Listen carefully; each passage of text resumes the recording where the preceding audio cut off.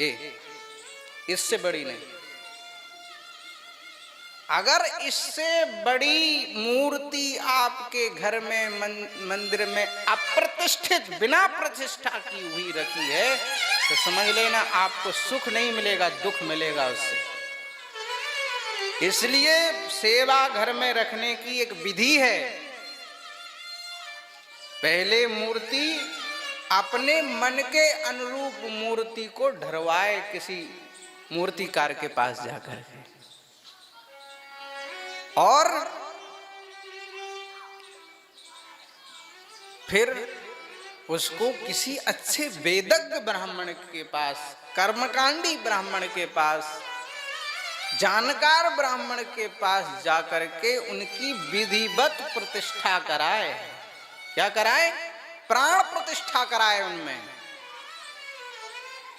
अब प्राण प्रतिष्ठा कैसी होती? बस महाराज जी को दे दो, महाराज जी थोड़ी देर बाद या दूसरे दिन तुम्हें दे देंगे, हो गई प्रतिष्ठा।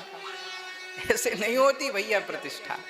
प्रतिष्ठा के लिए लगभग 7 दिन लगते हैं कम से कम, और फिर उनको विधिवत उनकी शुद्धि सिद्धि जलादिवास अन्नादिवास सब वास होते हैं, फलादिवास करते हुए फिर भगवान में प्रतिष्ठा होती है, अभिषेक होते हैं भगवान के, प्राण प्रतिष्ठा करते हैं ब्राह्मणों के मंत्रों से, और फिर उनको सेवा में रखा जाता है।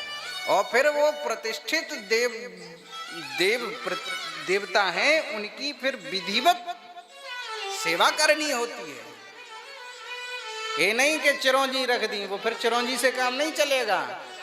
हाँ, उनको तो फिर भक्तमाल जी में लिखा है, भगवान कह रहे हैं खाऊं 5-7 शेर, खूब चकाचक रोटी और चकाचक दाल भात उनकी थाल में होना। जैसे आप लोग थाली भर के पाते हैं ना, ऐसे उनको होना। कम से कम 3 आरती 2 आरती होना सुबह शाम की। अन्न का भोग दिन में 1 बार जरूर लगना। इसलिए अप्रतिष्ठित मूर्तियों को ऐसे दुकान से खरीद कर, चाहे वो लड्डू गोपाल हो चाहे कोनो गोपाल हो, उनकी सेवा नहीं करनी। हाँ, केवल 2 ही ऐसे हैं जिनकी प्रतिष्ठा कराने की जरूरत नहीं है। एक तो गंडकी नदी के, नारायणी नदी के श्री शालिग्राम भगवान, और दूसरी नर्मदा नदी के श्री नर्मदेश्वर महादेव वाणलिंग।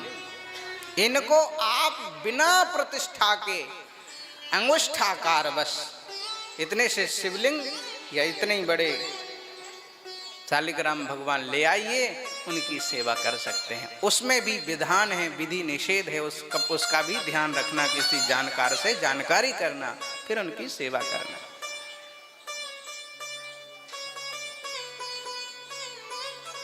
और विलक्षण बात है, घर में मंदिर में लाके भगवान को विराजमान तो कर देंगे, मंदिर बनवा देंगे, प्रतिष्ठा कर देंगे, फिर वहां ढूंढने नहीं जाएंगे या फिर वहां नौकर लगा देंगे, हैं?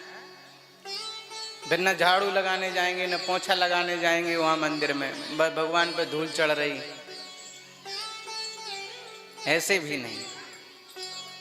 भगवान की सेवा रखो तो भोजन बाद में करो, सेवा पहले करो।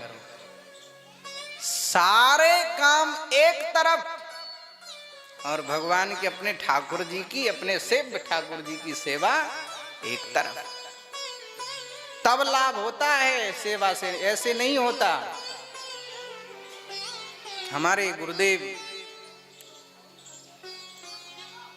कहते थे,